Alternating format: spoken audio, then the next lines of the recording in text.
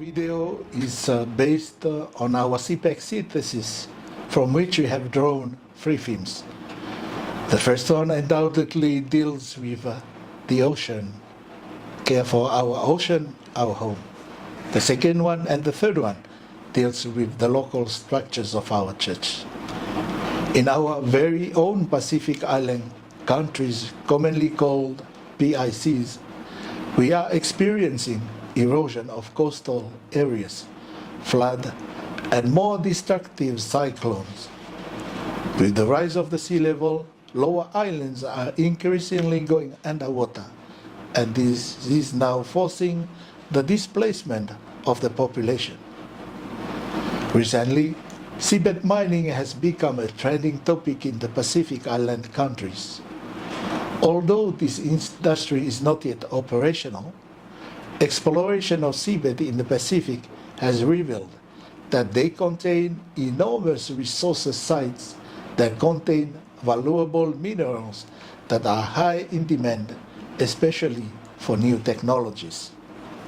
While some PICs have spoken out against the seabed mining because of the damaging effect to the ocean, which is the source of life and home for the islanders, others have called for prudency in putting in place legal and environmental framework to balance the potential adverse environmental impact of seabed mining against the value of the exclusive rights to and benefits from other living resources within the ocean. Another serious threat to the balance of the Pacific Ocean is overfishing and illegal fishing practices. Increased and more stringent legal measures should be imposed in order to safeguard ocean resources, which are depleted by the use of destructive ways of fishing in our ocean, which is home to a great variety of sea life and endangering the life of a great variety of species, thus creating an imbalance within the ecosystem of all the living organisms in the ocean and on land. Our second theme is how does our community identify the call to be pursued, the way to reach them, and the steps to be taken, how authority or governance exercised within local church. So from the answers, one has the impression that most parishes lack a noticeable parish strategic planning. It appears that planning is left to the priest and pastoral council to identify the parish goals, and this can lead to the lack of participation in the church. Here are a few points that need to be addressed in order for the laity to have a meaningful participation in the church activities and spiritual exercises.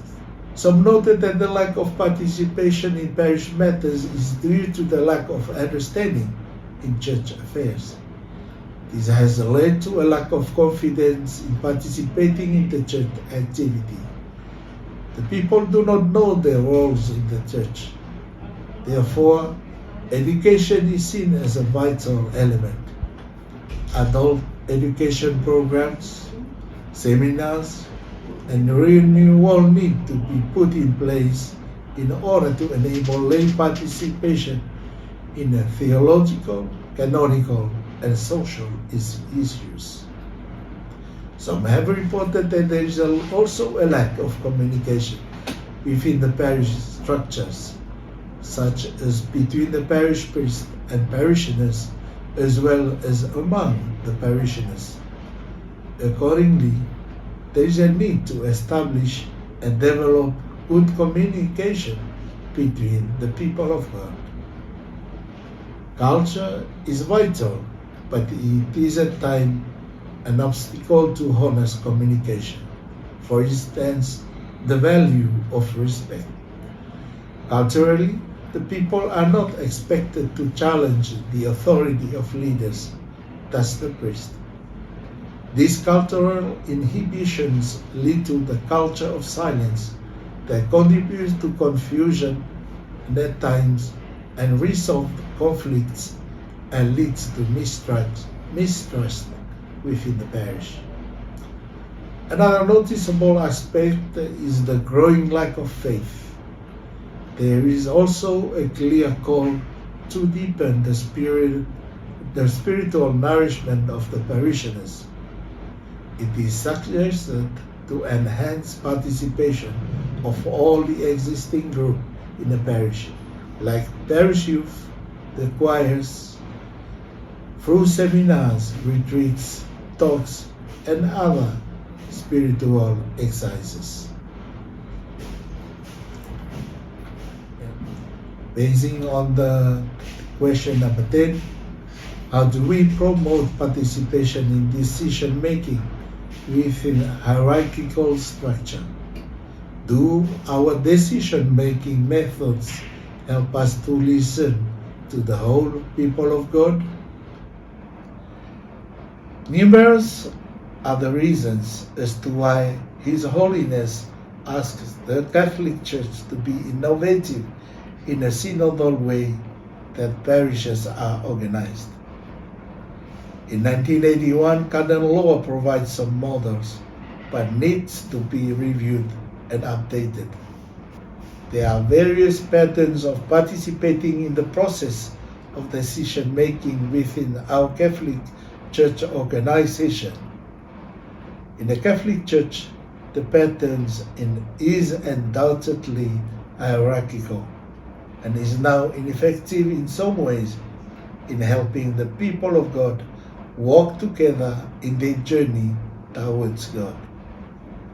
While other continents push for a new model, such as an ecclesial model, the PIC still feels that there is still a need for a leader, not authoritarian leadership, but a leadership that promotes dialogue, reflection, spiritual conversation, and discernment that should occur within the group.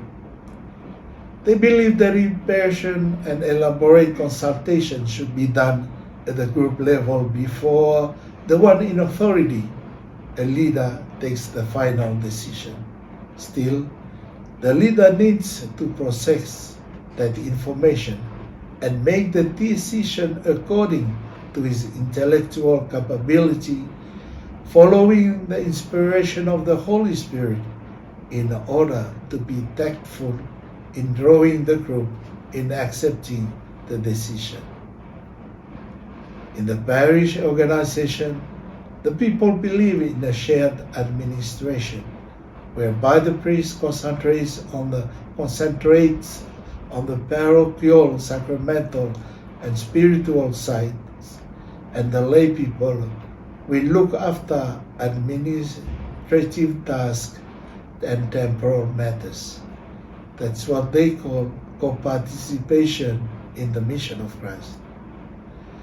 The priest or the leader also need to be equipped with organizational skills, accountability, and transparency, and be able to draw everyone and allow participation of all without discrimination and prejudice.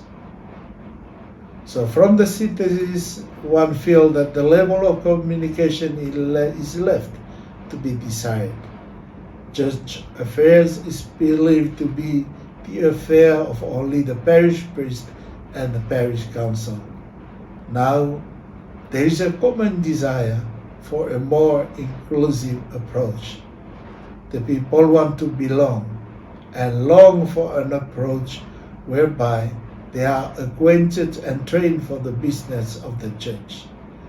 The parishioners want to be part of it and to know what they are, if they are accepted and listened to, and therefore have a voice in the church as they travel and walk together in faith and co-participate in the mission of Christ.